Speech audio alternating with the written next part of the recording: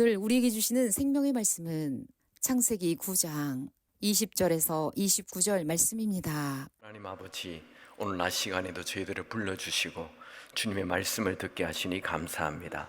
말씀을 듣고 지나가지 않고 그 말씀대로 살게 하여 주옵소서.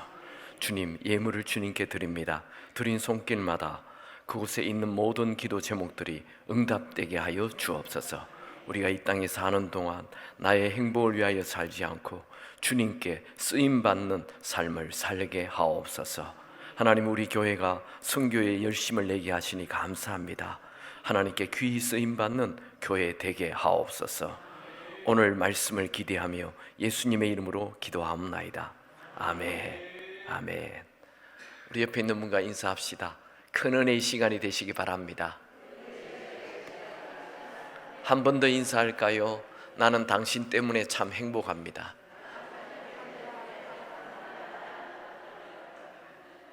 아멘입니까? 네, 교회는 기도하는 여러분들 때문에 교회가 유지됩니다.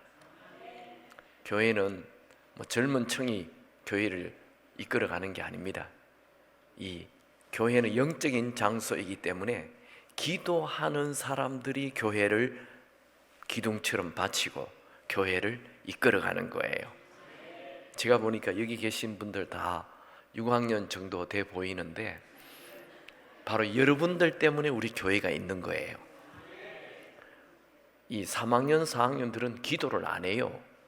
얼마나 바쁜지 온 세상 일에 뛰어다닌다고. 근데 6학년 정도 되면 이제 기도에 이 영역이 쌓여 있어요. 응답이 되거나 말거나 계속 기도하는 것이 우리 어른들의 힘입니다. 우리 한국 교회가 옛날에는 얼마나 기도를 많이 했나요? 기도원에 가보면요, 그냥 발 디딜 틈도 없이 사람들이 많았어요. 근데 요즘은 기도원을 가면 텅 비었어요. 아무도 안 와요. 그만큼 우리 한국 교회가 기도를 안 한다는 얘기입니다. 기도를 안 하면 그 교회는 그냥 죽는 거예요. 우리 제일성도교회가 어르신들이 계셔서 이렇게 기도를 많이 하시니 이 제일성도교회는 든든히 세워질 것입니다. 우리 한 번 더 악수합시다. 기도 열심히 합시다.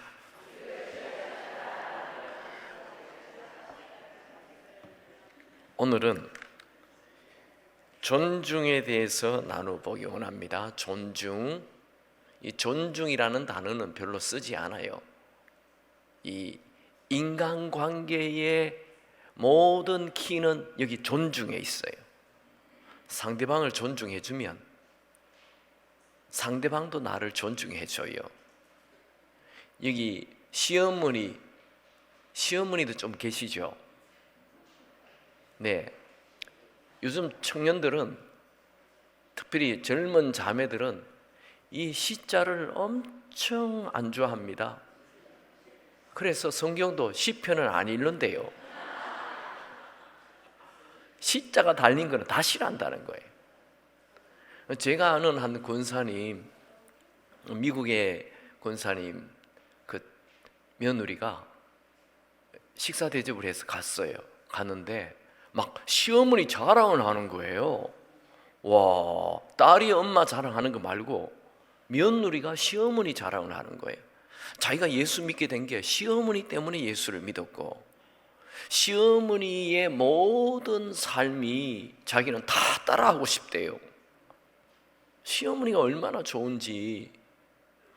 자기 지금 미국에 사는 분이거든요. 자기가 자기 엄마가 병원에 입원했다는 소식을 듣고, 이 미국에서 친정 엄마죠. 친정 엄마가 한국에서 입원했다는 소식을 듣고 훌쩍훌쩍 울고 있으니까 이 시어머니가 와서 아가야 왜 우냐 그랬더니 우리 어머니가 병원에 입원해 계세요. 도와줄 분도 없는데 하면서 우는 거예요. 그러니까 이 시어머니가 그래? 너 한국에 빨리 가라. 그래서 그 너희 친정 어머니 이렇게 간호하고 와라. 네가 없는 동안 내가 이 집에서 아이들와 네 남편 내가 다 할 테니까 가. 그렇게 어머니 가도 될까요? 그럼 가야지. 엄마가 아픈데. 그래서 비행기를 조사해가지고 이제 비행기 티켓팅을 하고 떠나는 거예요. 한국으로 떠나는데 봉투를 하나 주면서 너 이거 너희 어머니 고기도 사주고 그렇게 해라. 그리고 봉투를 떡 주는 거예요. 별 생각 없이 이제 비행기를 타고 봉투를 턱 펴봤는데 2천만 원이 들어있는 거예요. 그게요 30년 전입니다. 30년 전. 30년 전에 2천만 원이 들어있는 거예요. 그래서 편지까지 써놨어요.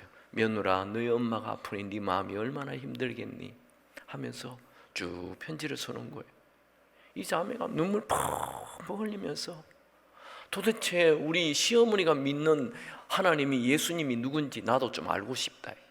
어떻게 저런 사람이 있을 수가 있냐. 그래가 자기가 예수 믿게 됐다는 거예요. 시어머니가 며느리한테 너무 잘해주니까 며느리가 시어머니에게 폭 빠졌어요. 존중. 내가 상대방을 존중하면 상대방도 나를 좋아하게 돼 있어요. 여러분들, 여러분의 아들, 딸들, 며느리들 대접받으려고 하지 마세요. 대접받으려는 그 마음 자체가 틀린 거예요. 대접받으려고 하니까 관계가 깨지는 거예요. 그냥 여러분의 그 아들하고 며느리가 잘 먹고 잘 사는 것으로 만족하시기 바랍니다. 이혼 안 하고 사는 거로 감사하시기 바랍니다.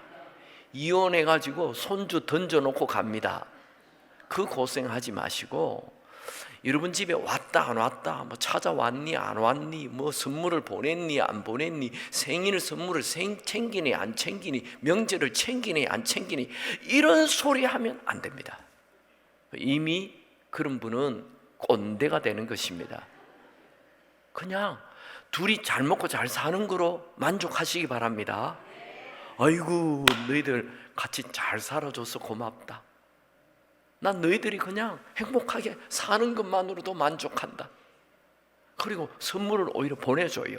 명절날 선물을 보내주고 내 쪽에서 잘해주면 상대방이 잘하게 돼 있습니다. 어느 마을에 다리 저는 사람이 있었습니다. 철이 없는 아내는 남편을 쩔뚝발이라고 놀렸습니다. 그러자 마을 사람들이 모두 그녀를 쩔뚝이 부인이라고 불렀습니다. 부부는 짐을 싸서 다른 마을로 이사를 갔습니다. 이제 철이 든 아내는 남편을 박사님이라고 불렀습니다. 그러자 마을 사람들이 그녀를 박사 부인이라고 불렀습니다. 존중해야 존중받습니다. 성경 말씀에 이런 말씀이 나오죠.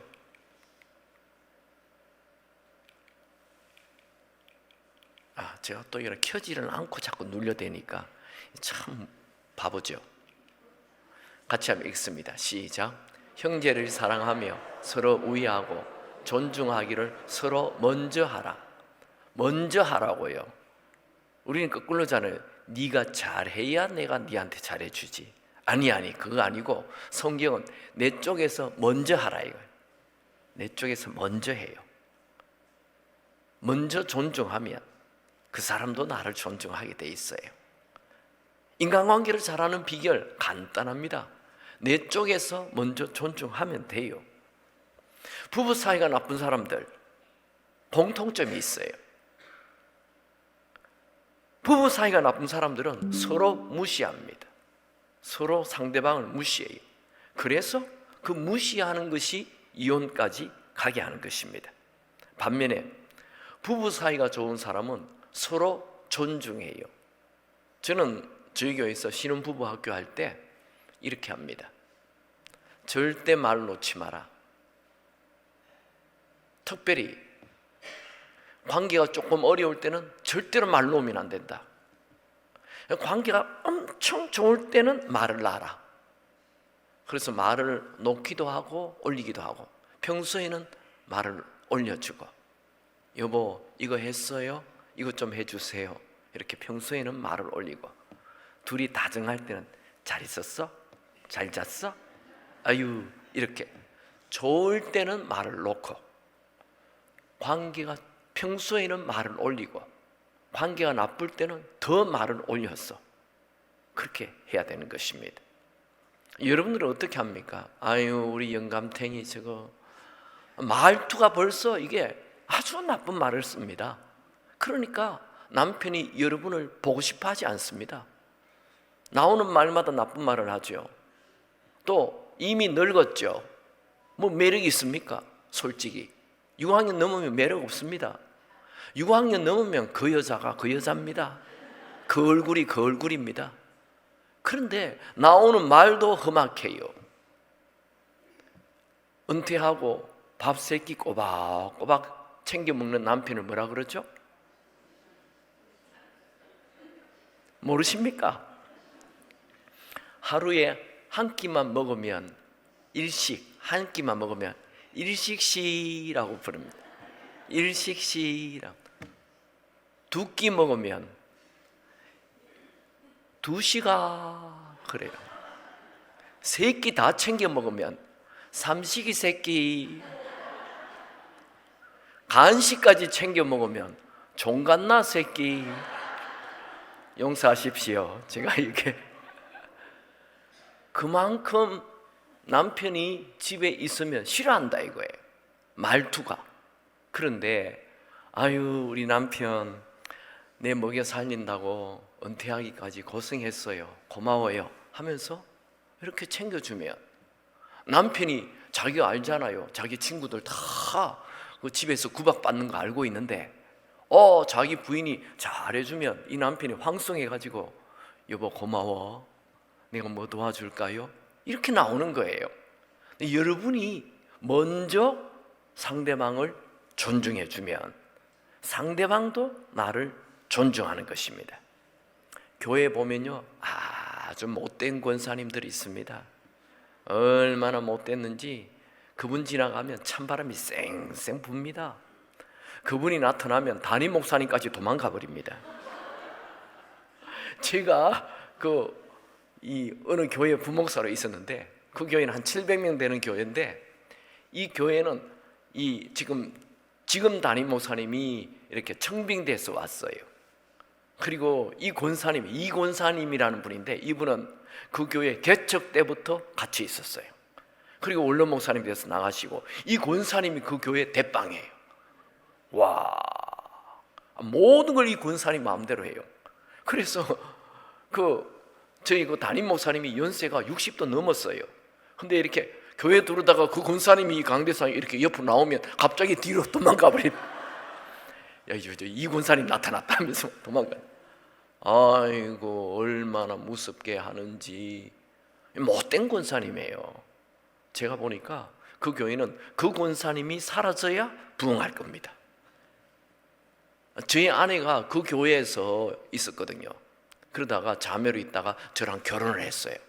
그런데 자기 주일학교 학생이었던 사람이 이제 부목사 사모가 된 거예요.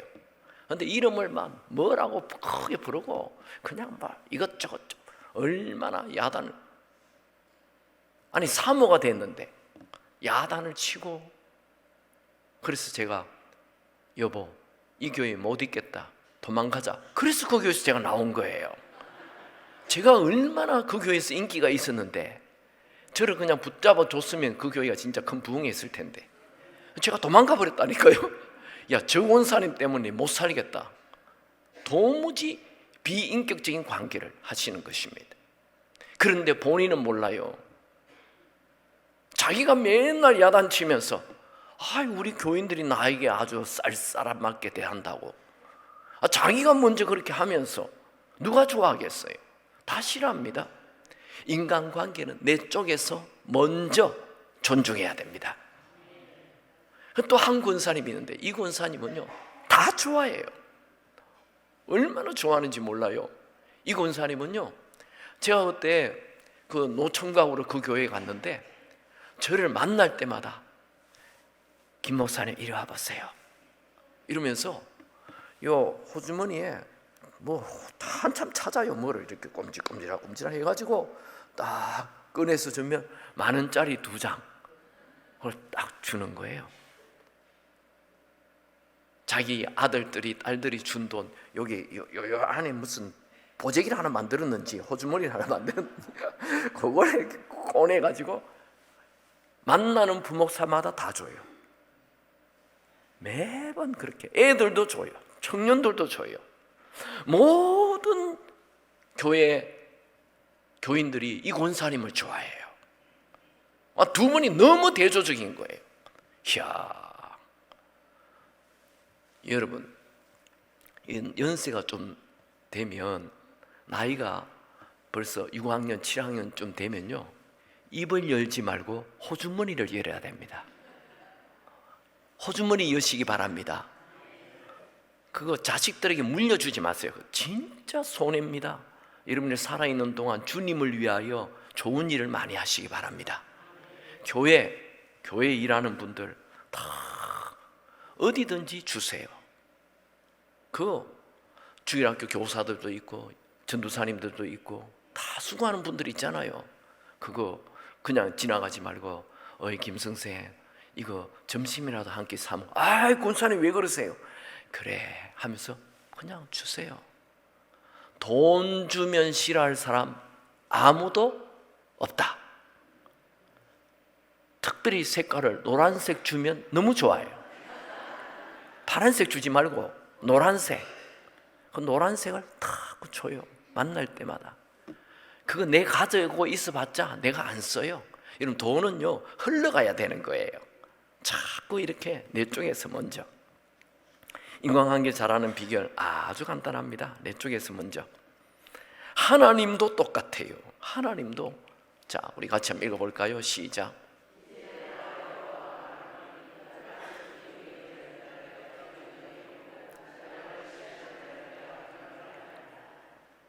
하나님도 하나님을 존중하면 하나님이 그냥 높여버려요, 그 사람을. 근데 하나님을 멸시하면, 하나님을 멸시한다라는 말은 하나님을 우습게 여기는 거예요. 하나님을 우습게 여겨요. 그러면 하나님도 그 사람을 우습게 여겨버립니다. 와, 하나님이 우습게 여겨버리면 내 인생 그냥 다 꼬이는 거예요. 내 인생 망하는 거예요. 하나님에게 잘해야 돼요. 여러분 하나님에게 잘하시기 바랍니다. 현대인들은 이 존중의 중요성을 모릅니다. 존중은 인간관계의 키입니다. 에덴 동산에서 하나님은 아담과 하와에게 존중받기를 원했어요. 너 이거 먹지 마라 말했는데 그거 무시하잖아요. 그래서 하나님이 에덴 동산을 깨어버립니다. 에덴 동산에 쫓겨나게 하죠. 여러분, 이 존중의 원리는 어제나 오늘이나 동일합니다. 언제나 우리는 존중해야 됩니다. 그러면 이 존중이 뭔지 좀 한번 생각해 봅시다. 존중의 1번 가정입니다. 가정에서 부모를 존중하라는 거예요. 같이 한번 읽읍시다. 시작. 너는 내 하나님 여호와를 명령한 대로 내 부모를 공경하라. 그리하면 내 하나님 여호와가 내게 준 땅에서 네 생명이 길고 복을 누리리라. 여러분 십계명은 2개 돌판으로 되어 있는 거 아시죠? 모세가 2개 돌판을 받았잖아요. 그 첫 번째 돌판 1계명에서 4계명 하나님을 존중하라는 거예요. 하나님을 존중하라. 또 5계명에서 10계명 사람을 존중하라는 거예요. 사람 존중의 1번이 부모를 공경하는 거. 인간관계의 가장 기초입니다. 인간관계의 베이직, 기초, 부모 공경이에요. 여러분들이 여기는 보니까 처녀 총각은 별로 없는데 처녀 총각들이 그 사람을 딱 만나잖아요. 이 사람이 좋은 사람인지 나쁜 사람인지 그냥 금방 알 수 있어요. 어떻게 압니까? 아버지는 어디 계십니까? 물어봐요. 아버지와 형제님은 무슨 관계입니까? 이렇게 물어보면 돼요. 아, 우리 아버지 나 어디 있는지 몰라요. 프램프에 빨간불 들어왔어요. 아버지와 어떤 관계입니까? 아, 난 아버지 아주 싫어해요. 끝났어요. 그 사람 만나면 안 돼요. 헤어지세요. 인생 망칩니다. 여러분들도 혹시 상견례 하죠? 여러분의 아들, 딸들 상견례 할 때 봐야 돼요. 부모와 관계가 어떤지. 부모와 관계가 어떤지 보이잖아요. 뭐 부모와 관계가 좋으면 그건 뭐 다 된 거예요.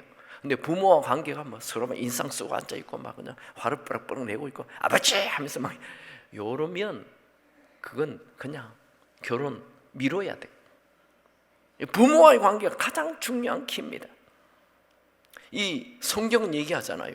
그 두 돌판 중에 첫 번째 계명, 인간관계의 첫 계명, 그게 첫 계명이라요. 부모로 공경하는 것이 하나님이 약속했어요. 이 부모와의 관계를 잘하면 이 세상에 잘 되고 오래 살겠다. 하나님이 약속했어요.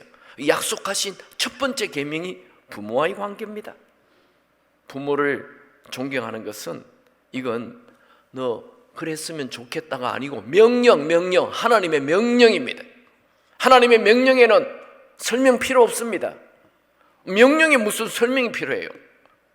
군대 전쟁이 일어났는데 위에 지휘관이 앞으로 뛰어! 총 들고 앞으로 가! 이러는데 왜 가야 되죠? 이렇게 하면 있으면 그냥 총 쏴서 죽여버리는 거예요. 명령이라니까요. 명령은 설명이 필요 없습니다. 그냥 하나님의 명령입니다. 부모 공경, 하나님 명령입니다. 선택 아닙니다. 반드시 지켜야 하는 명령. 여러분이 예수님을 사랑하십니까? 그렇다면 예수님의 계명을 지키시기 바랍니다. 나의 계명을 지키는 자가 나를 사랑하는 자니, 나를 사랑하는 자는 내 하나님 아버지에게도 사랑을 받을 것이요 나도 그를 사랑하여 그에게 나를 나타내리라. 우리가 예수님을 사랑한다면 예수님의 명령 지켜야 되죠. 예수님 명령, 하나님 명령 지키시기 바랍니다. 명령 안 지키는 것은 하나님 사랑 안 하는 거예요. 제가 저희 교회는 저는 설교 중에도 강하게 얘기합니다. 이게 동성연애 찬성하는 사람 예수 믿는 거 아닙니다. 간통 찬성하는 사람 예수 믿는 거 아닙니다. 거짓말 찬성하는 사람, 거짓 선동 여기 넘어가는 사람 예수 믿는 거 아닙니다. 제가 지금 무슨 얘기 하는지 아시죠? TV에 매일 나오는 그 사람 밥 먹듯이 거짓말 하는데 그런 사람을 좋아한다고요?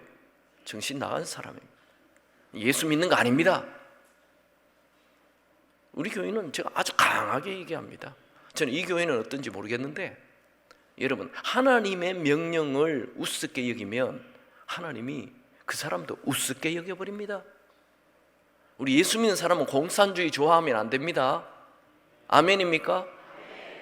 공산주의는 기독교 죽이기 위해서 만든 게 공산주의라고요. 공산주의 시작이 기독교를 죽이는 거예요. 그러니까 공산주의 좋아하면 안 돼요. 사회주의나 공산주의나 똑같아요. 그거 뭐 종교는 아편이다 이렇게 말을 하는데 그게 종교가 아니고 기독교입니다. 기독교는 아편이다 그렇게 말을 했어요. 공산주의 하는 나라 보세요. 저 소련, 저 중국, 저 북한 기독교 다 죽이잖아요. 다 죽여버려. 북한에는 성경 가지고만 있어도 죽여버립니다. 중국 선교사들 다 쫓아냈어요. 공산주의는 기독교를 죽이기 위해서 만든 게 공산주의인데 왜 공산주의를 좋아합니까? 교인들이, 그것도 목사들이, 그것도 장로들이 손엉터리야. 하나님 말씀 무수하시기 바랍니다. 하나님이 하지 말라고 하면 하지 말아야 돼요. 아멘입니까? 하나님 말씀을 계명입니다. 계명. 이 성경은 뭐라고 얘기합니까? 하나님을 믿는다, 하나님을 안다 얘기하면서도 그 계명을 지키지 아니하는 자, 거짓말하는 사람, 진리가 그 속에 없다 이거예요. 거짓말쟁이입니다. 부모 공경 가장 중요한 하나님의 명령입니다. 여러분들은 부모를 존중하고 공경하시기 바랍니다. 이게 공경이라는 것은 존중도 있지만 물질도 들어야 되는 걸 얘기하는 것입니다. 말로만 존경하면 안 돼요. 어른들에게는 반드시 물질을 들으시고 특별히 그 노란색 그 돈을 드릴 수 있게 되기 바랍니다. 아멘입니까? 요즘 젊은이들은 야, 내가 꼰대로부터 탈출했다, 이걸 자랑으로 여겨. 자기 부모로부터 벗어난 것을 자랑으로 여겨. 이게 저주입니다. 자기 부모를 존중해야지. 자기 부모로부터 튀어나오는 게 자랑인 것. 참, 이 시대는 안타까운 시대입니다. 성경은 뭐라고 얘기합니까? 이렇게 말합니다.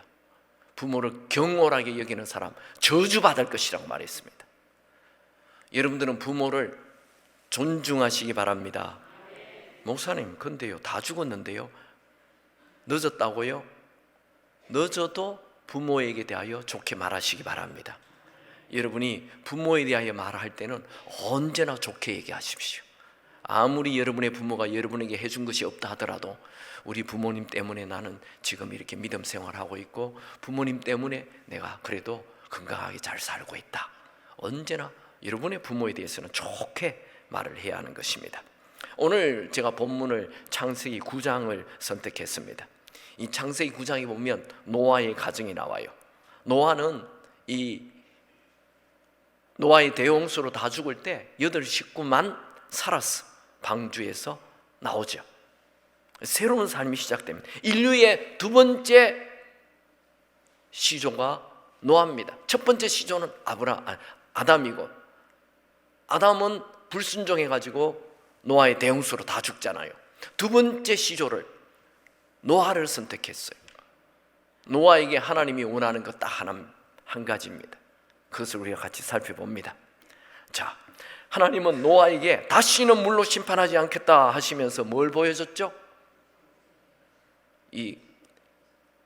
안 나왔네. 무지개를 보여줬어요. 창세기 9장 13절에 보면 내가 내 무지개를 구름 속에 두었나니 이것이 나와 세상 사이의 언약의 증거다. 이렇게 이제 무지개를 보여주고 다시는 이제 너희들 심판 안 한다. 새로운 삶이 시작되었습니다. 그래서 이제 방주에서 나와가지고 이 세 아들과 같이 삽니다. 같이 이 세 아들 같이 한번 읽어봅시다. 시작. 방주에서 나온 노아의 아들들은 셈과 함과 야벳이며, 함은 가나안의 아버지라. 다른 애들은 얘기 안 하는데 함에 대해서는 딱 뭘 하나 얘기하고 지나가요. 함은 둘째인데 가나안의 아버지다. 요 말을 딱 앞에다 놓아두는 거예요. 왜요? 요 말이 나중에 모든 것을 설명해 준다. 그래서 일찍 뭘 하나 갖다 놓는 거예요. 이 함은 가나안의 아버지다. 이걸 머리에 입력하라는 거예요. 그 이유가 있어요. 이제 노아는 새로운 삶이 시작이 됐습니다. 어느 날 노아는 포도를 수확하고 포도주를 마십니다. 같이 읽습니다. 시작.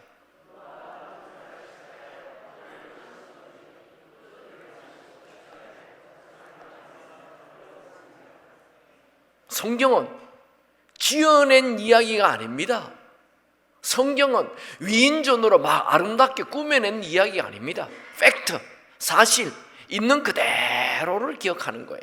인류의 두 번째 조상, 이 노아가 얼마나 대단한 사람입니까? 그런데 성경은 노아의 실수를 그대로 다 하나도 꾸밈없이 그대로 기록하고 있어.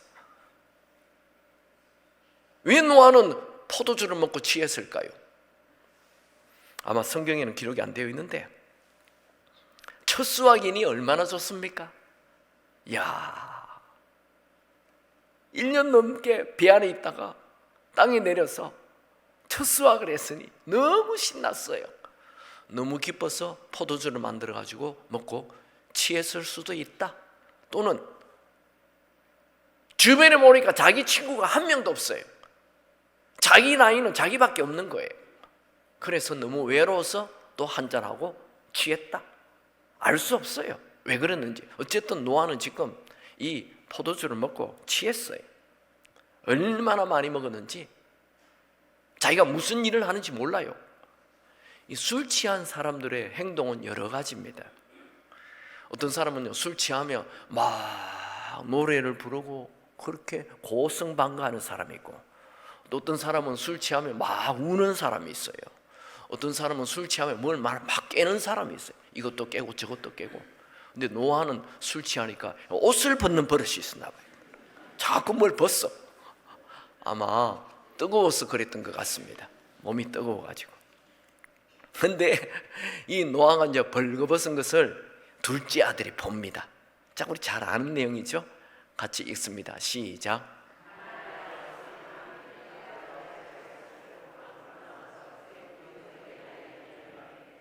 여기도 또 보면 그냥 함이라고 안 하고 둘째라고 하지 않고 가나안의 아버지 함이라고, 이렇게 가나안의 아버지라고 항상 이렇게 따라다녀요. 여기에 복선을 깔고 있는 거예요. 여기 나중에 큰 것을 설명해 주는 것입니다. 둘째가 아버지의 하체를 보고, 우리 성경에는 그냥 보고라고 되어 있는데 원어에는 자세히 천천히 보고 이렇게 되어 있어요.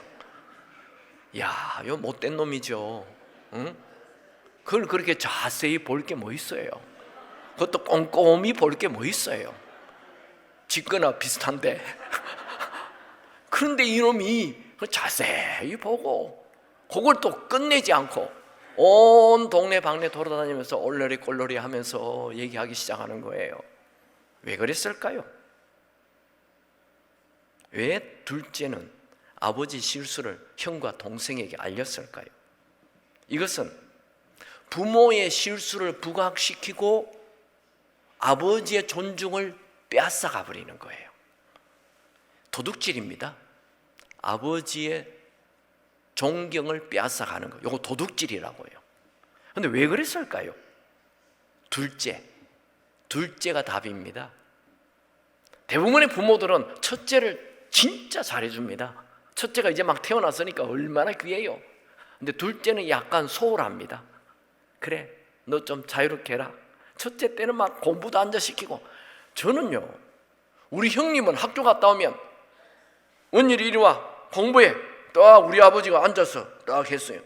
제가 둘째잖아요. 원태 너 나가 놀아. 근데 맨날 나가 놀았잖아요. 맨날 나가 놀아. 저의 친구는 잠자리 잡고 깨구리 잡고 원토. 둘째는 공부를 안 시켜요. 둘째는 그냥 팽개쳐요. 근데 아마 이 집에도 이 셈, 첫째, 둘째 함, 아빠가 셈은 너무너무 좋아했던 것 같아요. 근데 둘째 함은 그냥 좀 약간 이렇게 내버려 둔 것 같아요. 요게에 이 둘째가 빼딱해졌어요. 아버지는 형만 좋아해요. 저도 우리 아버지가 저 이름 부른 적이 없어요. 언제나 원이라 형만 불렀지 나는 안 불러요. 그래서 이 함이 약간 빼딱해졌어요. 성경에는 안 나와요. 왜 이렇게 함이 빼딱했는지 안 나오지만 그는 온 동네 방네 돌아다니면서 아버지의 실수를 그냥 드러내는, 그거 즐겨요. 아버지의 실수를 얘기하는 걸 즐긴다고요. 교인들 중에 그런 사람이 있죠. 남의 실수를 떠들면서 즐기는 사람. 야, 이런 집사님들이 있습니다. 이런 군사님들이 있어요. 여러분들은 우리 목사님이 길 가다가 오줌 누는 걸 내가 봤다. 우리 목사님 그럴 뿐도 아니지만 너무 급해가지고 그냥 길거리에서 오줌을 놓았다고 합시다. 그러면 그걸 다니면서 얘기하는 사람이 있는가 하면 그걸 얘기 안 하는 사람이 있어. 여러분은 얘기해야 돼요, 안 해야 돼요? 가만히 있는 사람 수상해요. 이 목사님의 실수, 어른들의 실수를 보면 말을 하지 말아야 돼요. 이걸 왜 얘기를 하고 돌아다닙니까? 교회는 이 나쁜 말 때문에 문제라고. 나쁜 말 때문에.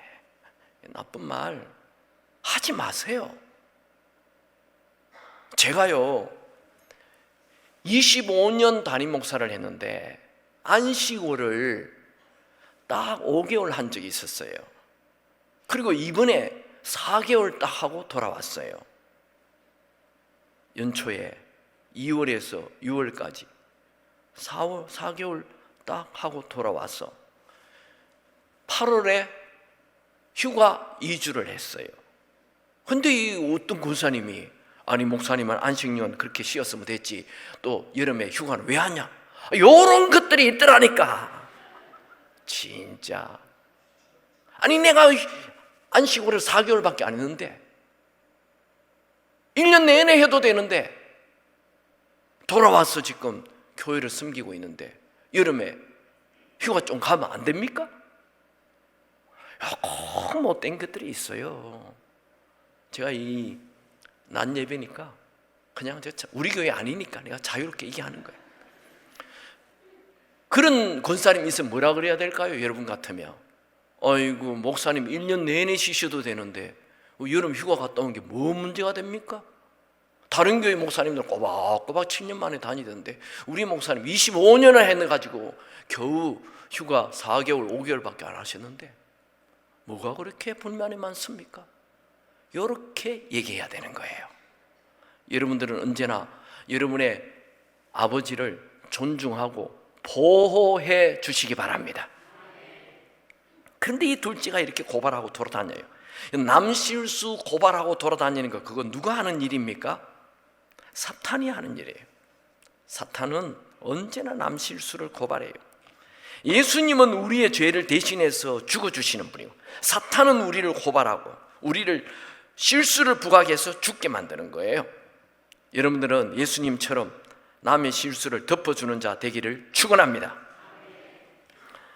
자녀들이 절대 하지 말아야 할 건물이 있어요. 절대 이건 말하면 안 돼요. 그거 뭐냐? 부모에 대하여 좋게 말하고 부모에 대하여 나쁘게 말하는 것은 건물입니다. 절대로 말하면 안 돼요. 그게 사실이라도 말하면 안 돼요. 지금 노아가 벌거벗은 게 사실이잖아요. 팩트예요. 근데 사실이라도 부모의 실수는 말하면 안 돼요. 그게 자녀의 도리입니다. 함에 보고 오라요. 맞아요. 꾸며낸 거 아니에요. 사실이에요. 노아는 분명 술 취하고 벌거벗었어요. 분명 노아 잘못했어요.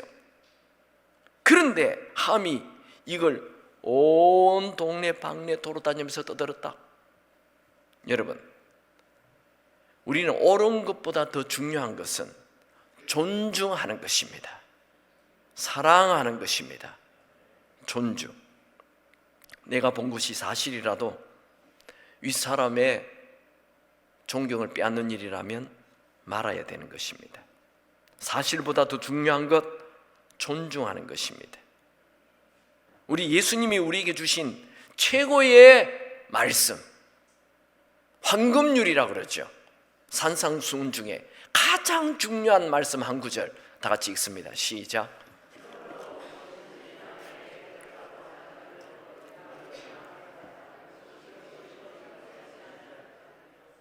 내가 대접받고 싶으면 내 쪽에서 먼저 대접해야 되는 거예요. 여러분 쪽에서 먼저 대접하시기 바랍니다. 교회도 보면요, 늘 대접만 받는 사람이 있어요. 그 사람은 가난에서 벗어나지 않습니다. 내 쪽에서 먼저 대접해야 하나님이 또 대접할 수 있도록 은혜 부어주십니다. 먼저 대접해야 됩니다. 근데 이 함의 둘째의 보고를 받은 그 형과 동생은 어떻게 합니까? 우리 잘 알죠? 같이 한번 읽습니다. 시작.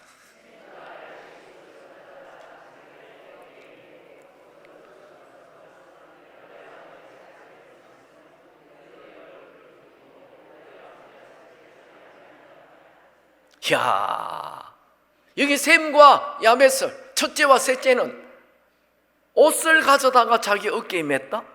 아니, 옷이 얼마나 컸으면 어깨에 맸어요. 여기 번역이 옷이 되어 있지만 큰 이불입니다. 큰 이불을 두 명이 들고 지금 아버지가 벌거벗고 있는 데를 가는데 그 모습을 안 보려고 뒤로 갔다. 뒤로 이불 메고, 자, 형 앞에 가, 나 따라간다. 자, 조금 더 아버지 하체를 팍 덮어버리는 거예요.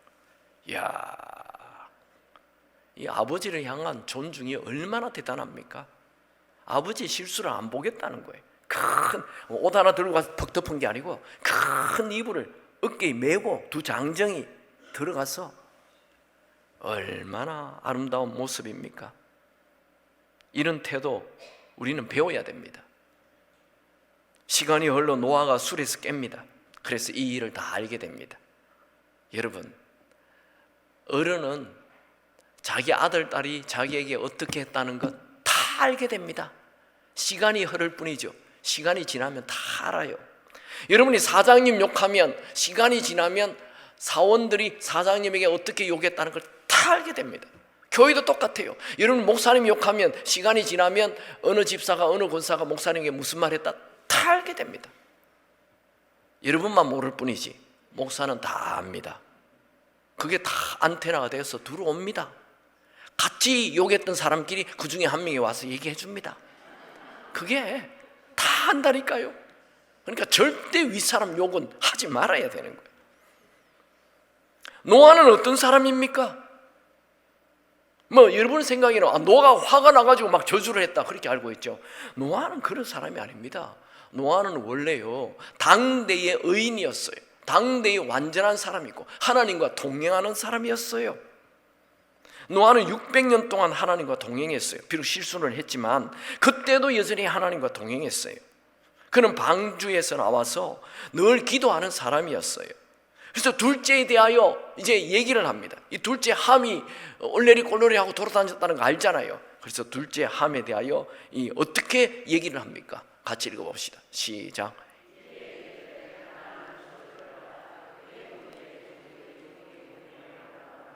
여기 보면 둘째 함은 저주를 받아 그러지 않습니다.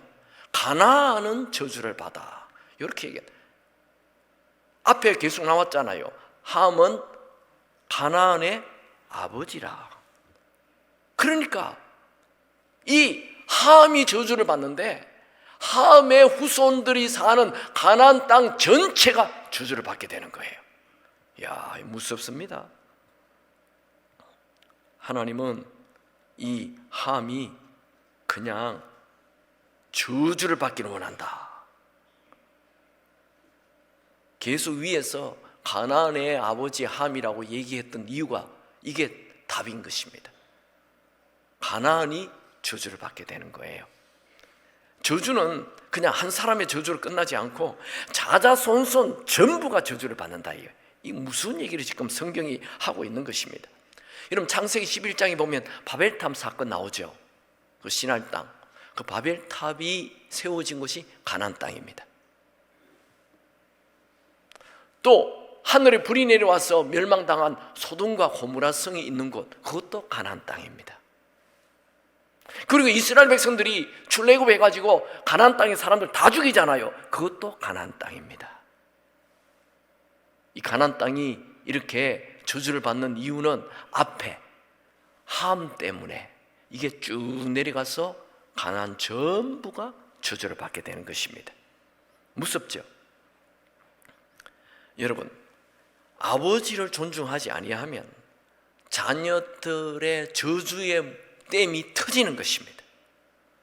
존중은 존중을 낳고 고발은 고발을 낳습니다. 함이 저주를 받음으로 함의 후손 가나안 전체가 다 저주를 받게 됩니다. 이것은 지금도 동일합니다. 존중이 없는 곳에 인간관계 다 깨어지게 되어 있습니다. 존중이 있는 곳에 행복이 있습니다. 존중이 없는 곳에 외로움이 있고 우울이 있고 분열이 있고 자살이 있습니다.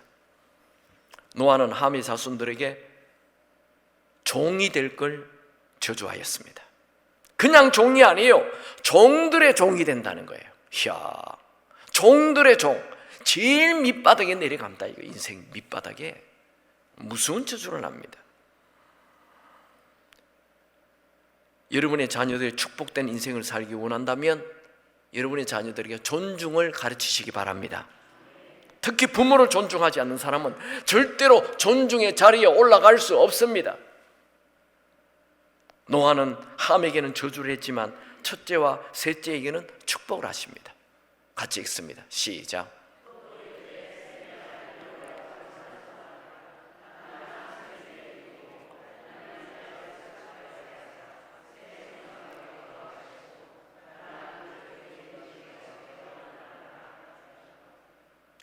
아버지가 실수를 했지만 아버지를 존중하고 아버지의 실수를 덮어준 두 아들에게는 축복이 부어집니다. 셈과 야벳 둘 다 축복을 받죠. 셈에게는 하나님을 찬송하는 축복을 받습니다. 하나님을 찬송한다는 것은 하나님의 모든 복을 받게 된다는 거죠. 그래서 셈에게서 아브라함이 태어나고 유다가 태어나고 다윗이 태어나고 나중에 메시아 예수님이 태어납니다. 야벳에게는 창대케 하는 복을 받죠. 창대함은 넓은 공간을 준다는 말입니다. 그래서 야벳의 후손들이 정치, 경제, 문화를 주도하게 됩니다. 부모의 실수를 덮어주고 부모를 존중하는 자에게는 큰 축복이 있습니다. 여러분이 하나님께서 부어주시는 복을 받기 원하십니까? 그렇다면 윗사람의 실수를 덮어주고 존중하는 자로 사시기 바랍니다. 남을 존중할 때 하나님께서 여러분에게 복을 부어주십니다. 노아의 실수는 세 아들들에게 아버지를 향한 존중에 대한 테스트, 시험입니다. 평소에 아버지 다 존중합니다. 평소에 뭐 아버지 말 안 듣는 애들이 있습니까? 그런데 아버지가 실수할 때 이 아이들이 어떻게 하냐 이거예요. 그게 중요해요. 아버지가 잘해줄 때는 아버지 다 좋아하죠. 근데 아버지가 실수할 때 어떻게 할 거냐 이거예요. 그게 테스트입니다.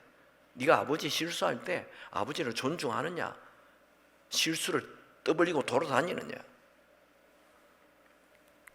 아버지의 실수를 덮어주면 하나님께서 축복해주고 아버지의 실수를 떠벌리고 돌아다니면 저주를 받습니다. 창세기 9장 이 노아의 대홍수 이후 노아의 인생에 대하여 성경은 딱 한 가지만 기록합니다.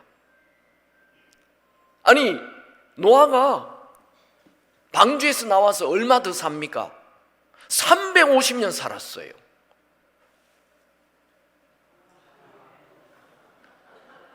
(600살) 살고 방주에서 나와가지고 350년.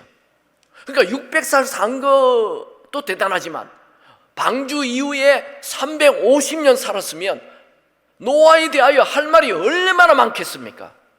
노아가 하나님과 동행했어요. 노아에 대하여 쓸 게 많습니다. 근데 성경은 다 잘라버려요. 다 없애버려요. 딱 한 가지만 기록해요. 그것도 노아의 실수 한 가지만 기록해요. 요거 왜 그랬을까요? 이게 아멘 할 때까지 어마하게 중요하다 이거예요. 뭐가? 부모를 향한 존중. 다른 거는 다 없애버려요. 노아 하면 이것만 기억해라. 부모를 향한 존중이 있는 사람은 축복하고 부모에게 함부로 대하는 사람, 부모의 존중을 빼앗아가 버리는 사람은 내가 저주한다. 그거를 얘기하고 싶은 거예요. 성경은. 남을 존중하는 자, 자기 인생 잘 풀립니다. 남을 세워주는 자, 하나님께서 그 사람도 세워주십니다. 남 실수 드러내고 욕하고 퍼뜨리는 자, 자기도 망하고 그 자녀들도 엉망이 됩니다. 제가 보니까요, 우리 장인어른, 장모님 참 딸 하나 잘났어요. 그래가지고 우리 어르신이 사업에 실패해가지고 돈 하나도 없었지만 정말 돌아가실 때까지 같이 행복하게 살았어요. 제가 이렇게 제 삶에는 참 축복이 많아요. 여러 가지 축복이 참 많아요. 특별히 결혼한 이후에는 축복이 더 많아요. 그 이유는 우리 아내가 그 두 어르신을 잘 섬겼기 때문에 그 복을 제가 받는 것 같아요. 우리 아내가 얼마나 자기 엄마 아빠를 잘 섬기는지, 그 복을 옆에 있는 사위가 같이 받더라니까요. 저는 뭐 잘한 게 하나도 없는데. 정말 부모를 잘 섬기면 하나님의 성경 말씀이잖아요. 말씀대로 여러분이 존중 하나만 탁 붙잡아도 인생이 달라집니다. 이 존중의 중요성을 알면 인생이 그냥 술술술술술 풀립니다. 여러분 오늘 결심하세요. 남의 실수 절대로 말하지 않겠다. 자, 합시다. 남의 실수 말하지 않겠습니다. 자, 입에다가 손을 갖다 대고 다 같이 시작. 남의 실수 말하지 않겠습니다. 특별히 교회 어른들에 대해서 나쁘게 말하지 않겠습니다. 어떤 분은 말해놓고 아이고 요입 하지 말아요 제발. 그것 때문에 여러분 인생 망했다니까요. 그 말 때문에 인생 망했다. 우리 말을 누가 듣습니까? 다시 우리 말을 누가 듣습니까? 하나님이 들으신다고요. 그러니까 말 조심해야 돼요. 다윗은 내 입술에 파수꾼을 세워달라 그랬잖아요. 말 조심해야 돼요. 저는요 우리 집에 새 아이 있는데 우리 첫째 아들은 얘가 지금 이제 신대원 졸업반인데 지금 전도사로 있는데 얘는 이미 큰 인물이에요. 얘가요 지 동생들에 대해서 한 번도 나쁘게 말한 적이 없다니까. 와. 그리고 우리 막내가 요놈이 조금 인물입니다. 와서 나한테 쫑알쫑알 그래가지고 아빠 형이 어쩌고저쩌고저쩌고요. 잘 들어. 너희 형은 너희에 대하여 한 번도 나쁜 말 한 적 없어. 너는 왜 형에 대해서 그런 말 하니? 혼내줬어요. 그리고 너는 형을 존중해야 돼. 너 형에 대하여 함부로 말하고. 아빠 형이나 나나 뭐 똑같은데 뭐 웃기지 마. 똑같지 않아. 너는 셋째로 태어났어. 하나님이 너 그래 못된 것을 아니까 너를 셋째로 태어나게 한 거야. 너는 셋째야. 하나님이 셋째로 너를 세웠어. 태어나게 했어. 형 얘기 잘 들어. 내가 왜 형 얘기를 들어야 돼? 셋째라니까. 하나님이 너를 셋째로, 너가 형 아니야. 하나님이 너를 첫째로 태어나게 하지 않았어. 하나님이 정한 거야. 너 형에게 잘해. 여러분의 아들, 딸들 보면 이 밑에 것들이 덤벼요. 그거 딱 다스려야 돼요. 형이랑 동생이랑 같지 않습니다. 형하고 동생하고 똑같이 대하면 안 됩니다. 형은 형의 위치에 갖다 둬야 돼요. 동생들은 형에게 잘하라고 얘기해요. 질서의 하나님이십니다. 우리 하나님은. 아멘입니까? 현대는 이 존중이라는 단어가 사라졌어요. 남의 실수 지적하는 거 좋아하고 그 실수를 적극적으로 드러내요. 우리 남의 허물을 덮어주고 용서해야 됩니다. 여러분 스스로 한번 물어보십시오. 나는 존중이 있는가? 하나님 말씀 봅시다. 잠언 16장 9절 시작.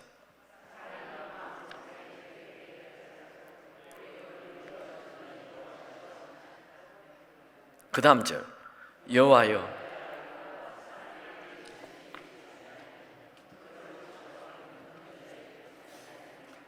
무슨 얘기입니까?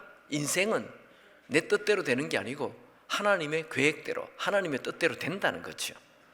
아멘이죠. 여기 혹시 나는 신림동에 살 계획하고 살았다 이런 분 있습니까? 어느 날 보니까 내가 신림동에 와 있는 거예요. 어느 날 보니까 내가 이 교회를 다니고 있는 거예요. 내가 계획한 게 아니에요. 저는 제가 수지에 가서 살 줄이야 한 번도 생각해 본 적 없어요. 그런데 그곳에 가서 목회를 하고 있더라고요. 인생은 그분 손에 달렸다는 거예요. 여러분들은 부모를 존중하시기 바랍니다. 존중한다는 것은 부모를 귀히 여기는 거예요. 두 번째, 존중한다는 건 부모의 얘기를 잘 경청한다는 거예요. 세 번째, 부모를 존중한다는 것은 물질로 잘 섬긴다는 것입니다. 지금 여러분의 부모가 살아계신다면 부모를 존중할 시간이 있습니다. 그러나 부모가 돌아가셨다면 이제 여러분들이 부모를 존중할 기회는 다 사라졌습니다. 이제는 여러분들이 아들, 딸들에게, 손주들에게 부모 존중을 가르쳐야 할 때입니다. 이 세상이 잘 되는 비결 성경에 딱 가르쳐놨잖아요. 말씀하시잖아요. 여러분의 부모는 없겠지만 또 영적인 부모도 있습니다. 영적인 부모도 부모입니다. 아멘입니까? 부모는 육체적인 부모만 있는 것이 아니고 영적인 부모도 있어요. 성경에는 영적인 부모를 존중하는 자를 리더로 세워주십니다. 여호수아는 모세를 존중해서 모세 다음에 리더가 됩니다. 여호수아가 얼마나 모세를 존중했는 줄 아세요? 여호수아가 모세 옆에 따라다니면서 한 일이 뭐예요? 물 떠오라면 물 떠오고 바꿔줘 오라면 바꿔줘 오고 그냥 시키는 일을 했던 게 뭐 여호수아예요. 여호수아는 모세의 몸종이었다고요. 몸종. 그냥 모세 따라다니는 거예요. 그래가지고 어느 날 하나님께서 시내산에 올라올 때 아무도 데려오지 말고 너 혼자 오라 그랬잖아요. 그때 여호수아 따라갔어요, 안 갔어요? 몰라요? 하나님께서 시내산에 올라올 때 여호수아 모세에게 혼자 오라 했어. 혼자 너만 오라 했어요. 그때 여호수아 따라갔어요, 안 따라갔어요? 따라갔습니다. 왜? 모세의 몸종이니까. 그래서 여호수아가 다음에 리더가 되는 것입니다. 잘 숨기니까. 물어봅시다. 모세가 목회 성공했습니까? 실패했습니까? 좀 대답하기 어려웠나 보죠? 모세가 목회 성공했어요? 실패했어요? 대답하기 조금 어렵죠? 모세하고 똑같이 출애굽한 사람들 다 살았습니까? 다 죽었습니까? 다 죽었습니다. 산 사람 2명밖에 없어요. 여호수아 갈렙밖에 없어요. 같이 출발했던 사람 다 죽었어요. 모세 목회 성공입니까? 실패입니까? 실패했다니까요. 모세는 목회 실패했어요. 그런데 여호수아가 모세에게 당신 목회 실패했으니까 난 당신 존중하지 않습니다. 그럽니까? 끝까지 모세 옆에 있었다고요. 몇 년? 40년 동안. 여러분들은 목사님 옆에 끝까지 존중하며 있게 되기 바랍니다. 변함없이 1년 반짝이 아니에요. 끝까지. 여러분 옆에 있는 목회자 결심하십시오. 목회자를 변함없이 존중하며 섬기겠다고. 아멘입니까? 제가 고향에 내려갔어요. 그래서 저희 어머니 그 교회 권사님 식당 대장 30년 하셨어요. 식당은 섬기면 한 30년 섬기기 바랍니다. 아무도 아멘 안 하네. 그때 하나님의 축복이 옵니다. 우리 5형제인데요 4명이 목사입니다. 좀 놀래기 바랍니다. 4명이. 우리 아버지 예수 안 믿었어요. 막판에 믿었어요. 누구 때문에 4명이 목사가 됐을까요? 엄마 때문에. 엄마의 기도. 엄마 중요합니다. 우리 어머니 내 고향에 딱 내려갔는데 예배 시간이다 교회 가자. 그래서 우리 엄마 따라 교회를 갔어요. 옛날 교회, 고향 교회. 그때 한 700명 되는 큰 교회입니다. 고향 교회 갔는데 아이고 마 설교가 이거는 뭐 완전히 그냥 신변 잡기에다가 하나님 말씀 어디 날아가고 온통 그냥. 제가 돌아오면서 아휴 진짜 문제야. 그러면서 밥을 먹으면서 어머요, 야 우리 목사님 진짜 이 고향교회 목사님 진짜 저래 설교하면 안 되는데 이렇게 제가 나도 모르게 툭 나왔어요. 그랬더니 저희 어머니가 잔소리하지 마라. 내가 매주 은혜 받고 있다. 할렐루야. 할렐루야. 나는 강단에 선 사람 주의 종으로 받아들이고 누구든지 강단에 서면 다 존중하고 아멘으로 받아들인다. 와, 우리 어머니의 믿음이 대단합니다. 대단해. 정말 내가 깜짝 놀랐어요. 야, 이래서 우리 어머니가 복을 받구나. 주의 종을 귀히 여기는 거예요. 여러분 마음 안에 영적 부모를 향한 이 존중이 있게 되기 바랍니다. 제가 다윗 얘기를 좀 하죠. 시간이 가니까 좀 다윗을 보면요, 다윗 얘기를 안 해놨네. 엘리사의 다 같이 읽습니다. 시작. 내가 손을 들어 여호와의 기름 부은 자 치는 것은 여호와께서 금하시나니 너는 그의 머리 곁에 있는 창과 물병만 가지고 가자. 다윗이 골리앗을 죽였다는 이유 때문에 사울 왕에게 미움을 받아가지고 시기심 때문에 맨날 사울 왕은 그냥 군사를 끌고 다윗을 죽이러 가는 거예요. 한 번은 동굴 속에 숨어 있는데 그 동굴 안에 사울 왕이 쑥 들어와가지고 큰글을 하는 거예요. 큰글을 하고 있으니 동굴 안에 있는 사람이 안 보이잖아요. 바깥에서 있다가 막 들어갔기 때문에. 안에 있는 사람은 보이는데 이 막 들어간 사람은 눈이 조리개가 아직 안 맞춰져 가지고 안에 있는 사람이 안 보여요. 그랬더니 다윗 옆에 있는 사람이 다윗 빨리 그냥 죽여버립시다.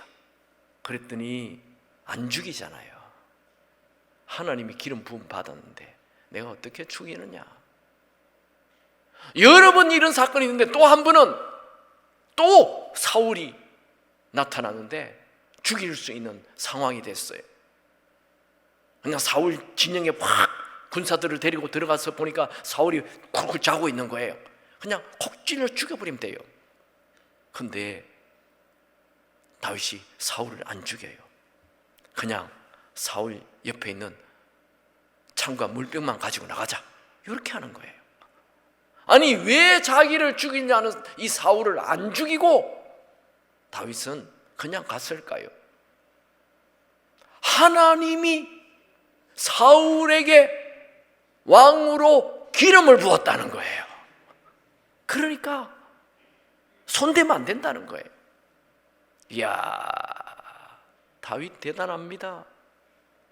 하나님이 사울을 죽여버리는 거예요. 다윗이 사울을 죽이는 게 아니고 하나님이 사울을 죽여요. 하나님이 처리하는 거예요.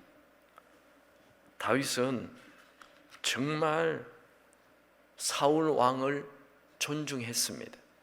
어느 정도냐면 사울 왕이 죽었잖아요. 죽었을 때 한 군인이 찾아오죠. 청년 하나가 찾아와가지고 사울 왕이 가지고 있는 이 사울의 그 기중품들, 손에 찬 거, 뭐 이런 것들을 들고 와가지고 이게 사울 왕을 죽었을 때 증거를 내가 가져왔습니다. 내가 사울 왕을 죽였습니다. 이 말하자 다윗이 그 사람을 죽여버렸어요.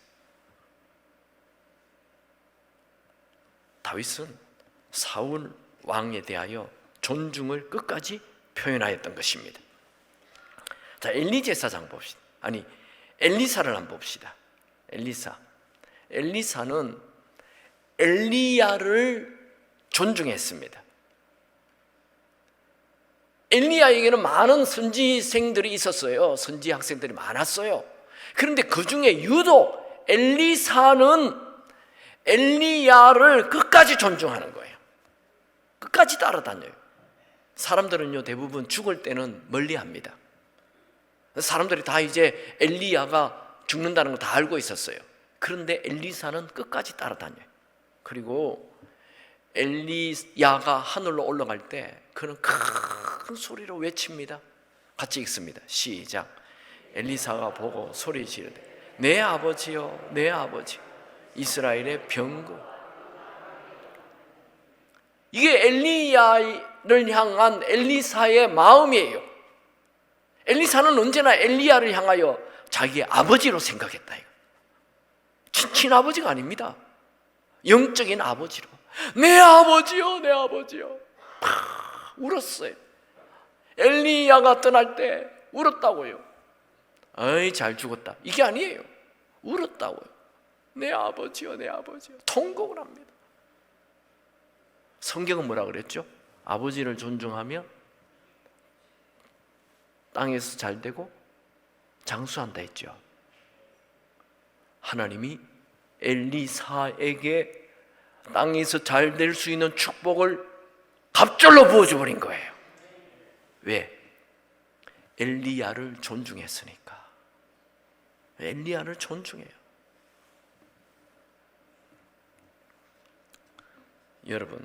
여러분들은 언제나 여러분 주변의 영적인 아비를 귀히 여기시기 바랍니다. 그래서 엘리사가 큰 선지자로 우뚝 세워집니다. 엘리사가 처음 행한 기적은 여리고성의 나쁜 물을 좋은 물로 바꿔줘요. 엘리사가 여리고성에 도착하자 그 성의 사람들이 엘리사에게 이 성의 물이 나빠서 열매를 맺을 수가 없습니다, 좀 이렇게 얘기를 하자 엘리사가 물의 근원을 확 바꿔가지고 좋은 물이 되게 했어요. 요거 다 알고 있죠? 근데 그 다음 얘기는 얘기를 하지 않아요. 성경에 나오는데 목사님들이 설교를 안 해요. 근데 저 같은 사람이 요거 설교해야 되는 거예요. 보세요. 두 번째 기적은 엘리사가 베델에 갔는데, 이건 기적이라기보다도 존중을 빼앗아 가는 자들에게 일어나는 저주예요. 엘리사가 베델에 딱 도착하니까 그 동네 애들이 엘리사를 향하여 대머리여 대머리여 니도 올라가라, 대머리여 대머리여 올라가라, 이렇게 얘기를 하는 거예요. 이야, 여기에 아이들은 어린아이가 아니고 나르라는 단어인데 10대들입니다. 10대들. 엘리사는 자기를 비웃고 대머리라고 비웃고 조롱하는 거, 이거에 대하여 저주를 해버립니다. 그러자 암곰이 나타나서 이 10대 아이들을 다 죽여버려요. 이 사건은 우리에게 알려지지 않은 사건이지만 정말 일어난 성경에 기록된 사실입니다. 하나님은 영적인 리더를 조롱하고 비웃는 거 싫어하십니다. 왜? 하나님의 종이기 때문에 그렇습니다. 하나님의 종을 함부로 욕하면 하나님을 함부로 대하는 거나 똑같습니다. 현대는 이런 얘기하기가 굉장히 조심스럽습니다. 왜요? 저거 목사에게 잘하는 얘기네. 또 이렇게 빼딱한 놈들이 꼭 있기 때문에 목사님들이 이런 설교를 못하는 거예요. 그래서 저처럼 강사로 온 사람들은 우리 교인이 아니니까 뭐 빼딱해서 봤자 난 가면 되니까, 그런데 제가 이거 다 가르쳐 주는 거예요. 성경 있는 그대로. 목사님이 얘기할 수 없는 걸 제가 얘기하는 거예요. 저도 우리 교회에서 이런 설교 잘 못해요. 누가 와서 해주면 좋겠어요.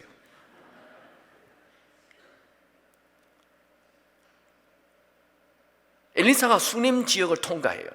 갈멜산으로 올라갑니다. 오고 가고 합니다. 수넴 지역의 한 귀부인이 엘리사가 지나간다는 소식을 듣고 자기 남편에게 부탁해가지고 방을 하나 새로 만들어서, 있는 방이 아니에요, 방을 새로 만들어가지고 엘리사의 방을 하나 만들자고 얘기하는 거예요. 그랬더니 남편이 화를 버럭 내면서, 우리도 먹고 살기 바쁜데 그 지나가는 엘리사를 위해서 뭐 방 달라고 말도 안 했는데 왜 우리가 엘리사를 위해서 방을 만들어가지고 그렇게 할 필요가 뭐 있느냐? 이렇게 말하지 않고, 이렇게 말하지 않고, 아멘이 없어요. 이렇게 말하지 않고, 그 좋은 생각이다, 그래요, 빨리 당장 엘리사를 위하여 방을 하나 새로 만드십시오. 얼마 들었을까요? 저도 몰라요. 최소한 현대 돈으로 하면 몇 억이 들었을 거예요. 여러분, 집수리 하는데도 1억 드는 거 아시죠? 요새 그렇습니다. 새로운 방을 하나 만든다, 집을 하나 만든다, 돈 많이 듭니다. 해달라고 부탁한 것도 아니에요. 자기가 보고. 그래서 방을 하나 만들어줬어요. 그건 뭐죠? 엘리사를 향한 존중입니다. 그래서 엘리사가 너무 마음이 흡족해가지고 이 집에 뭐 기도거리 있느냐 알아봐라, 알아봤더니 아기가 없다는 거예요. 그래? 기도 탁 하니까 아기가 생겨버린 거예요. 할렐루야. 그냥 자기가 기도한다고 아기가 생기는 게 아닙니다. 존중을 표현할 때 하나님이 존중해 주십니다.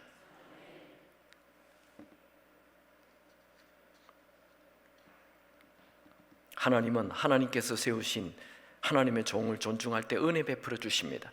왜 나에게는 특별한 은혜가 없냐? 그런 말 하지 마세요. 특별한 은혜가 있으려면 특별한 행동을 해야 합니다. 하나님의 은혜는 지금도 준비되어 있습니다. 하나님의 은혜는, 하늘의 자원은 고갈되지 않습니다. 하늘의 축복은 부족함이 없습니다. 은혜는 누구에게 부어지죠? 자, 같이 말씀 읽습니다. 시작.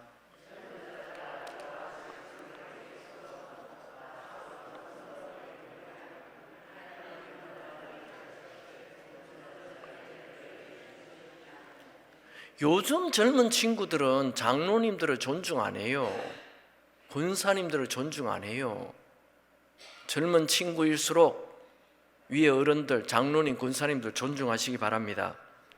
존중, 순종 이거 귀찮게 여깁니다. 아닙니다. 존중, 순종할 때 하나님의 은혜 있습니다. 존중하는 것은 옳은 일입니다. 좋은 일입니다. 성경에는 장로들에게 존중을 가르치고 특별히 말씀을 전하는 장로에게는 더욱 존중하라고 말합니다. 같이 한번 말씀 볼까요? 시작.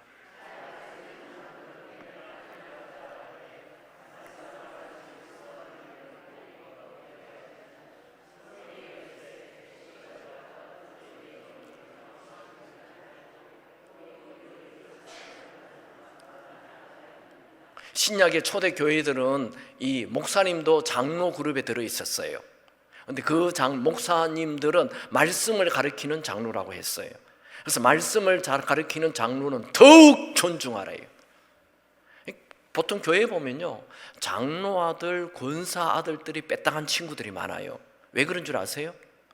예배 드리고 집으로 갈 때 같이 차 타고 가잖아요. 차 타고 가면서 이 권사님, 장로님들이 목사님이 욕을 하는 거예요.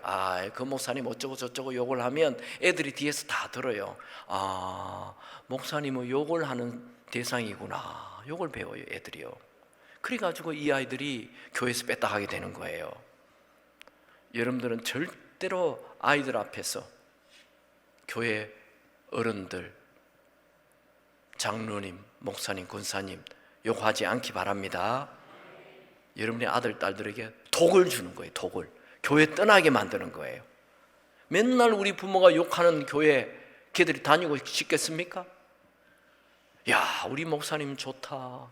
우리 목사님 같은 분 진짜 만나기 어렵다. 오늘 말씀 내가 너무 은혜된다. 내가 이 교회에 다니는 게 진짜 축복이다. 이래야 그 아이들도 이 교회에 나오는 게 신나고 좋은 것입니다. 여러분, 사도행전 10장에 보면 로마의 장군 백부장, 대단하잖아요. 로마의 장군인데 백부장이 100명의 로마 군인을 다스리는 이 장군이 하찮은 노인 베드로가 자기 집에 올 때 어떻게 합니까? 한번 봅시다. 다 같이 읽습니다. 시작.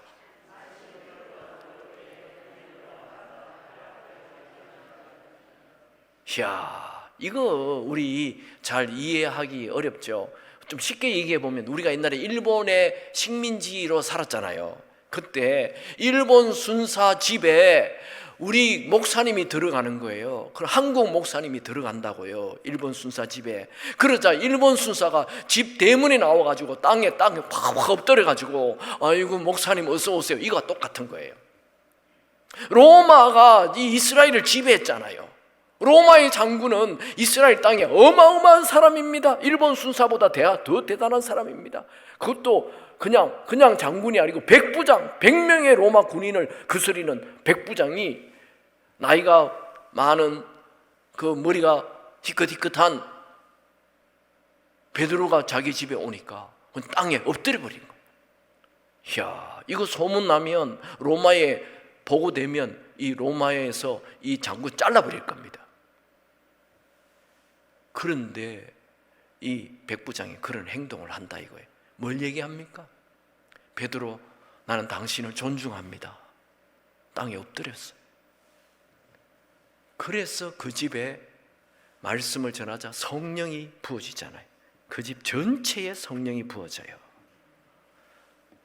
여러분, 부모님들이 목회자, 영적인 아비에게 잘해야 됩니다. 그래야 하나님의 은혜 부어집니다. 저는 여러분들이 언제나 존중하는 자로 살게 되기 바랍니다. 예수님도 말씀하셨죠. 먼저 영접하라고, 먼저 베풀라고, 냉수 한 그릇이라도 베풀라고 그렇게 얘기합니다.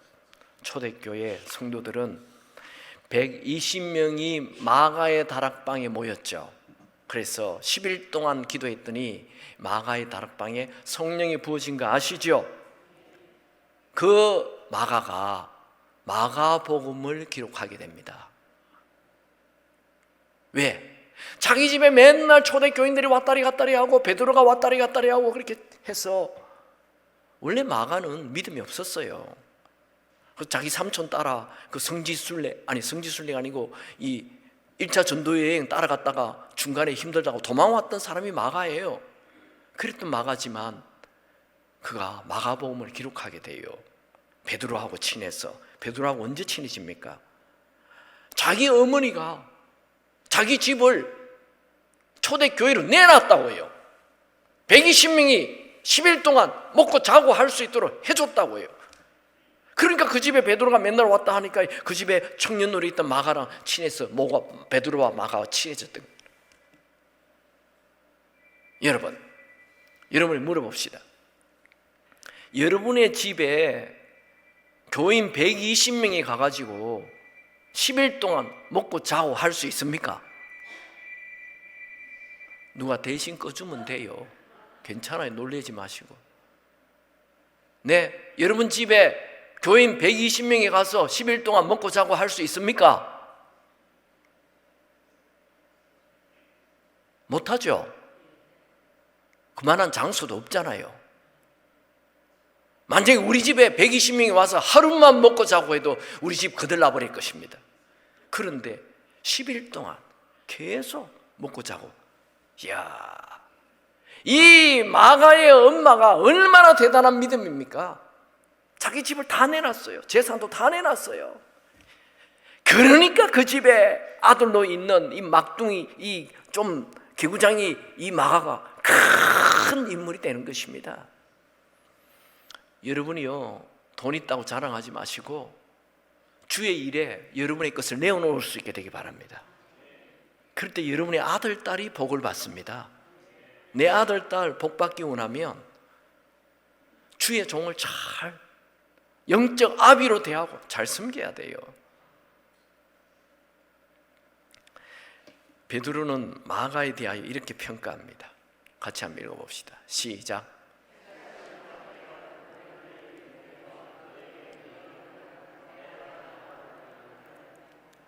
베드로는 마가를 자기 아들이라 그래요.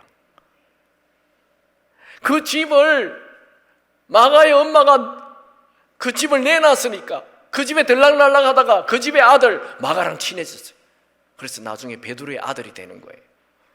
참, 여러분들이요, 이렇게 주의 종을 대접하면 내 아들도 그곳에 앉아 있다가 영적인 부스러기를 주워 먹습니다. 저는 저희 교회에 이렇게 집회하러 오시는 강사님들 오시면 언제나 우리 가족이 딱 그분을 모셔서 식사하는 시간을 가집니다. 그래서 애들에게 질문할 거 준비해서 질문하고 기도 받을 준비해라. 항상 강사님 올 때마다 기도를 받아요. 그분들에게. 여러분, 목사님에게 기도 받는 거 이거 축복입니다. 틈만 나면 목사님에게 축복 받아야 돼요. 쓸데없는 TV, 라디오 말 듣지 마시고 목사님의 축복 기도를 받아야 돼요. 여러분, 왜 우리는 목사님을, 목회자를 존중해야 합니까? 따라합시다. 나를 위함이다. 여러분이 목사님을 존중하면 목사님의 설교가 재밌어요. 잘 들려요. 목사님을 싫어하면 목사님 설교가 안 들려요. 누구 손에? 내 손에, 내 손에. 목사님의 말씀이 잘 들리려면 목사님을 존중해야 됩니다. 목사님들은 어떤 존재입니까? 존중을 먹고 사는 존재입니다. 예수님도요, 존중하지 않는 곳에는 아무 일도 하지 않는다, 그런 말씀이 나와요. 같이 한번 읽어볼까요? 시작.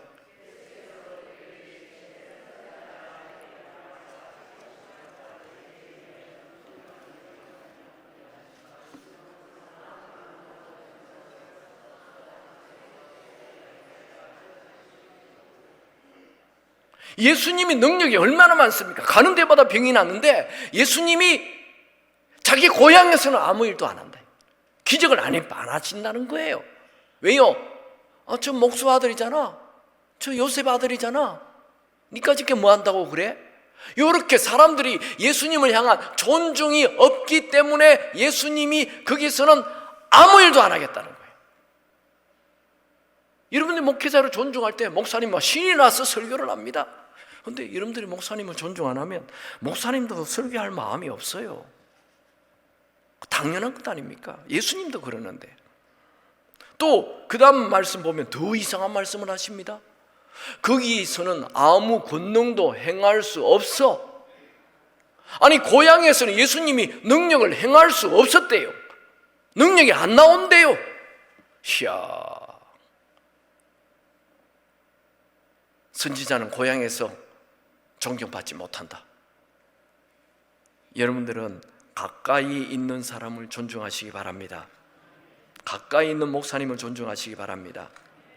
제가 이렇게 집회를 다녀보면요, 막 강사님 하면서 강사님 막 더 드세요 하고 막, 아이고 잘났다 잘났어. 여러분 목사님에게나 잘하십시오. 아멘입니까? 교회마다 강사족들이 있어요. 강사족. 강사만 오면 막 난립니다. 에이구, 강사는 지나가는 사람이요. 여러분 교회에 있는 목사님이 중요해요. 강사님이 중요하면 목사님은 더 중요한 것입니다. 강사는요, 설교 잘할 수 있어요. 왜요? 그거 18번이잖아요. 맨날 다니면서 하는 건데 뭐 잘할 수밖에 없지. 한 교회에서 매주 똑같은 교인들에게 매주 설교하는 게 얼마나 어려운 줄 아세요? 그 목사님을 잘하시기 바랍니다. 지나가는 강사에게 잘하려 하지 마시고 여러분의 목사님에게, 뭐 강사님 왔다고 뭐 와인소주도 사주고 뭐 다 사주고 하는데, 강사님. 근데 담임 목사님은 아무것도 안 해줘. 아무것도 안 해. 저는 저에게 해주는 만큼 목사님에도 똑같이 하세요. 항상. 평소에는 목사님 식사 대접 한 번도 안 하는 사람이 강사님 왔다고 식사 대접한다고. 아이고, 강사님은 밥 안 먹어도 돼요. 저는 제발 저를 부르지 말아요. 하루 3끼 다 먹으면 그냥 하루 종일 밥 먹으러만 돌아다니는 것 같아요. 목사들은 이 집회가 있어도 또 주일이 나타나요. 주일이 설교 준비해야 된다고요. 저는 그냥 저를 가만히 내버려 두는 게 저를 가장 잘해 주는 겁니다. 그러면서 담임 목사님 대접은 한 번도 안 해. 아이고, 좀 물어봅시다. 여러분들 담임 목사님 대접 다 하십니까? 여러분 솔직히 가슴에 손을 가면 생각해봐요. 나 이 교회 20년 30년 다녔는데 목사님 대접 한 번도 안 했다. 잘났습니다. 그러면서 복 받겠다고요? 웃기지 마세요. 여러분의 영적인 아버지에게 잘하십시오. 그리고 진짜 잘하는 게 뭔 줄 아세요? 목사님보다 더 중요한, 진짜 잘하는 거. 목사님은요, 늘 이렇게 신방 다니고 뭐 이렇게 다니기 때문에 대접 잘 받습니다. 목사님은 안 먹어도 돼요. 사모님 이름이나 아세요? 사모님 이름도 몰라. 그리고 더 중요한 것은 목사님의 자제들. 목사님의 자제들에게 대하여 아주 나쁘게 하는 것들이 있습니다. 교인들은요, 목사님의 자제가 자기 아들, 딸보다 조금 못하면 기분이 좋대요. 자기 아들, 딸보다도 목사님 아들, 딸이 더 잘 되면 조금 화가 난대요. 이거 참 못됐죠. 여러분들은 목사님의 자제가 여러분들보다, 여러분의 아들, 딸보다 잘 되는 것을 기뻐하시기 바랍니다. 그러면 여러분의 자녀도 잘 되는 축복이 오게 될 것입니다. 목사님들의 가족들을 잘 대해주시기 바랍니다. 우리 교인들은 목회자를 존중할 때 하나님의 은혜 있습니다. 가톨릭에는 절대로 신부를 욕하지 않습니다. 아무리 신부가 술 먹고 고랑탱이가 되어서 삘삘 누워있고 그냥 술 취해 있어도 신부에 대하여 절대 욕하지 않습니다. 그런데 우리 기독교만 목사를 욕합니다. 왜 그런 줄 아세요? 천주교인은 신부를 부를 때 파더라고 부릅니다. 파더, 팝이라고 부른다고요. 아버지라고 부른다고요. 그러니까 아버지는 실수해도 말하지 않는 거예요. 신부들 중에 술 고랑탱이들 많습니다. 신부들 중에 담배, 막 줄담배 하는 신부도 굉장히 많습니다. 신부들 중에 요건 좀 조심스러운데 술집에 가는 신부도 굉장히 많습니다. 그래도 일절 말하지 않아요, 천주교 교인들은. 근데 기독교인들만 목사에 대하여 함부로 말합니다. 또 중들도 봐요. 그럼 중은 어떤 불교인들도 중을 부를 때 중의 이름은 쓰자잖아요. 스 이렇게 안 부릅니다. 언제나 스님, 스님 이렇게 부릅니다. 근데 우리 교회는 목사, 김 목사, 이 목사, 박 목사 이렇게 부릅니다. 아니 중들도 이리 와봐 밥 먹어 이래 안 하잖아요. 언제나 스님이라고 불러요. 스님이라고. 근데 우리 기독교인은 목사님자를 빼버려요. 요거 고쳐야 됩니다. 여러분들도 여러분 입술에 목사님을 향한 존중 있게 되기를 축원합니다. 자, 말씀을 마치겠습니다. 노아는 아담 다음으로 두 번째 유명한 인류의 시조입니다. 성경은 그의 인생을 통해 딱 한 가지, 자녀들이 부모를 존중하면, 자녀들이 부모를 존중할 때 그 미래를 축복해 준다. 여러분 한번 보세요. 이 노아의 세 아들들, 이 노아의 세 아들은 똑같은 아버지잖아요. 똑같은 가정에서 자랐잖아요. 똑같은 교육을 받았어요. 그런데 누구는 예수님이 태어나는 축복, 누구는 이 땅에서 잘되고 창대해지는 축복을 받았는데 또 누구는 저주를 받았어요. 무슨 차이입니까? 존중의 차이입니다. 존중이 이토록 중요하다는 것입니다. 저는 여러분들이 먼저 존중할 수 있게 되기를 축원합니다. 다 같이 읽습니다. 시작.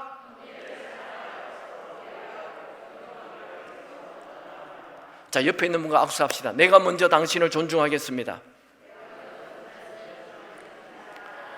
양옆에 사람 다 하세요. 내가 먼저 당신을 존중하겠습니다. 자, 한 번 더 해봅니다. 이렇게 합시다. 옆에 있는 사람에게 당신은 나보다 훨씬 낫습니다.